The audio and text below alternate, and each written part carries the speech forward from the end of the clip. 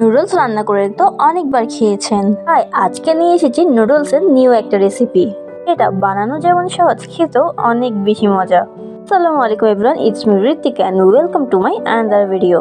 আজকে দেখাবো কিভাবে খুব সহজে নুডলসের পিৎজা বানাতে পারবেন। নুডলসের পিৎজা নামটা যেমন ইউনিক, খেতেও অনেক বেশি মজা। নুডলসের পিৎজা বানানোর জন্য সবার প্রথমে নুডলসকে খুব ভালো করে সিদ্ধ করে নিতে হবে।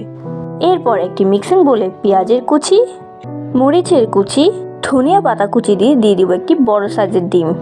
এরপর দিয়ে দিচ্ছি সামান্য পরিমাণ লবণ আর নুডলসের মশলা। এবার খুব ভালো করে সবকিছুকে একসাথে মিশিয়ে নিতে হবে। সব মশলাপাতি একসাথে মিশিয়ে নেওয়ার পর আগে থেকে সিদ্ধ করা নুডলস দিয়ে আবার সবকিছু একসাথে মিশিয়ে নিব।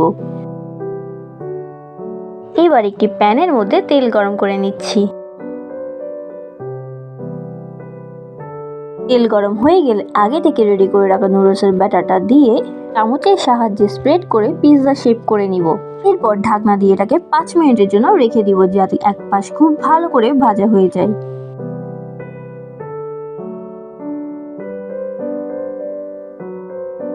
পাঁচ মিনিট পর আপনারা দেখতে পাবেন এটার এক সাইড খুব ভালোভাবে ভাজা হয়ে গিয়েছে। এবার এটাকে উল্টে এর অপর সাইডটাও ভেজে নিব।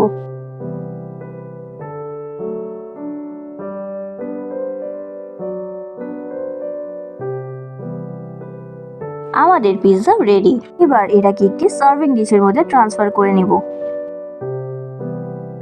আপনারা আপনাদের পছন্দ মতো এটাকে ডেকোরেশন করতে পারেন, যেমন চিজ দিতে পারেন, সস দিতে পারেন, মেয়োনিজ দিতে পারেন।